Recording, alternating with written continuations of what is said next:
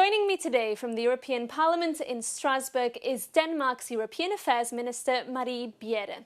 She's had a busy 6 months as Denmark has been holding the rotating presidency of the European Union. They hand over the baton to Cyprus in the new year. Minister, welcome and thank you so much for joining us on Euronews. Thank you. So you said very clearly back in the summer, at the beginning of this presidency, that advancing Ukraine's application to join the European Union would be a big priority for you. Are you satisfied that progress has been made? Well, absolutely. Advancing EU enlargement process with Ukraine has been and is one of our top priorities because we live in uncertain times. We need a stronger Europe, a Europe that is more secure, that can defend itself, and enlargement is a part of that priority. And that is why it has been so essential for us to move on the enlargement agenda, especially with Ukraine, but also with Moldova and the countries in West Balkan. This is about security. We need the candidate countries to be closer with the EU, to be more secure, more stability for Europe. We don't want any of the candidate countries to turn their eyes to Russia. It has been particularly difficult with Ukraine because, as I guess almost everyone knows, Hungary is blocking for formal process with Ukraine. Recently, I know in Lviv that you managed to find a solution for that, which is a workaround that the technical work can continue, the Ukraine can continue on this path. But are you disappointed that you were not able to convince Hungarian Prime Minister Viktor Orbán to give his green light and that you had to find this quite creative workaround to that? No, I have to say I am extremely satisfied and proud that we actually managed to find a new approach where the enlargement procedure is not at a standstill, but is in fact very much alive, that we are moving with Ukraine and also Moldova, because we are now taking this new approach, and that approach will be continued during the next presidency, the Cyprus presidency. So even though that Hungary is blocking, we have moved on the enlargement agenda, because we knew before we took over the presidency that it would be a problem with Hungary. They were also blocking during the Polish presidency, and they are still blocking. Couldn't this risk, though, entrenching Viktor Orbán's opposition even more? Because at some point, if the rules stay as they are, he will have to lift his veto if Ukraine is to become a European Union member. Well, the enlargement procedure requires unanimity and eventually becoming a member country. We need all countries on board. But I think that when Ukraine is delivering and increasingly are making the reforms, are getting closer to EU day by day, that also increases the pressure on Hungary. They can't keep blocking because Ukraine is getting so much closer to EU in terms of reforming and transforming the country. And Ukraine in EU will be a huge benefit, not just for Ukraine, but also for EU. For instance, when it comes to our defense and security, having an integrated defense with Ukraine would really boost our security. So I think as long as Ukraine is moving that way, we are also able to increase the pressure on Hungary. Now, you've always said that EU membership should be merit-based. That is, countries have to meet milestones, implement reforms, and be ready to join the European Union before they join. But now Ukraine and also the US seems to have a different timeline in mind, and they're saying that Ukraine, as part of security guarantees, should become a European Union member as soon as January 2027. Do you feel you're being outsmarted by the US here? Well, I hear all of those rumors, and to be frank, we hear a lot of things from over the seas. We have never put a timeline on neither Ukraine nor Moldova or the countries in the West Balkan, because it is a merit-based approach, and we stand with that. Ukraine have to deliver. Of course, we would like to see them sooner than later in the EU, but they have to deliver and they have to reform. We're not going to lower the bar. We will help them reach the bar. So no peace agreement can demand quicker access or establish a timeline for the enlargement process? I think it is fair that it is a part of the talks when we're talking about peace with Ukraine, because the EU membership is undoubtedly a part of the long-term security and stability for Ukraine. Having a more stable country. But when we talk security guarantees, the EU membership is not enough.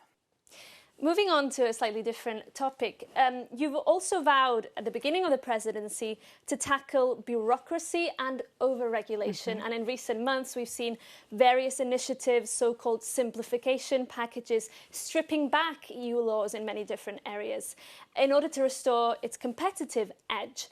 Are you satisfied with these measures, or are you still concerned that Europe could become a desert for tech champions and emerging companies? Well, I'm very happy that you're bringing up this topic, because that's also really one of the areas that I'm just super proud of the Danish presidency.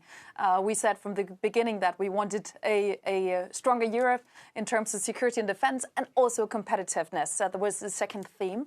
And we really managed also to deliver a result here, taking the omnibus packages. The Council now have reached a general approach on 6 of the omnibus packages, and we have been able to, during our presidency, to make agreement on 3 of the omnibus packages with the European Parliament. Especially, I am very satisfied that we made agreement on the Omnibus 1 on sustainability requirements for companies. This will ease the burdens on our companies very much, and that is very good. And it is a good first step for moving on and making it easier to do business in Europe. And that is really something we need if we want to have a better competitiveness in Europe. But does this simplification agenda come with a price? Does it come with a price for the climate, for example? I don't see it that way. Actually, on the contrary, if we don't strengthen our competitiveness, we will not be able to solve the climate challenges we are faced with.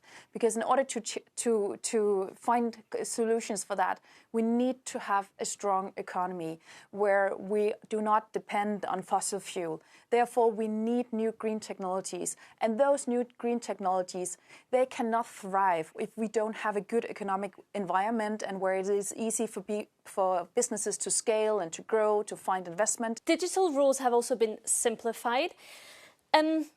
Are you concerned that this is partly a bow to the US, which is making it very clear that it's unhappy with the degree of regulation affecting digital tech companies coming from the European Union? I think it is quite a strange argument to make. Europe have to have better competitiveness, and we needed to have that whether we had Trump or we did not have Trump, whether the US is saying what they do or not. That was evidenced by the Mario Draghi report last year, before there was the presidency election in the US.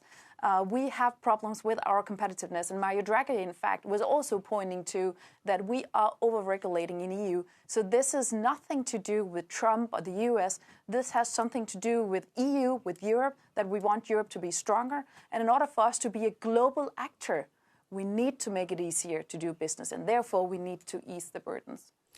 I'd like to touch as well, Minister, if I can, on the migration files, because you have been overseeing, as the Danish presidency, many important developments when it comes to migration policy, including steps that could allow EU countries to send asylum seekers to third countries deemed safe. Some of these countries may have absolutely no connection to these asylum seekers. Is this a fair and humane way for the EU to treat potential refugees? This has also been part of our presidency priorities, and it is a part of making Europe more secure. We need to have better control of migrants going to Europe, and we need to be better at sending irregular migrants back.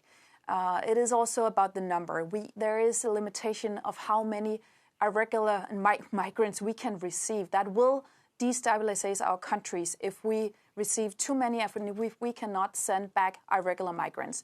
Now we have reached an agreement in the Council on the safe third country, making it easier to send irregular migrants back. And would you say that the EU is now embracing the quite harsh or hard line on migration that Denmark has been embracing for quite a long time and often criticized for that? Well, to be honest, not enough. I mean, it's very good that we made these agreements, but we still have a lot of problems. We still have conventions saying that we have to protect the criminal immigrants better than our own citizens. And Denmark, we are struggling a lot. Are you referring to the Human Rights Convention? The Human Rights Convention, yes. Criminal immigrants that we cannot send back because of the conventions. So this has nothing to do with the EU policy, but the conventions. And that is a problem. And we are, to say it out straight, we are protecting criminal immigrants better than we are protecting our own citizens. So this is something that we are also working with. We did that before our presidency, during our presidency, and we will keep working with that.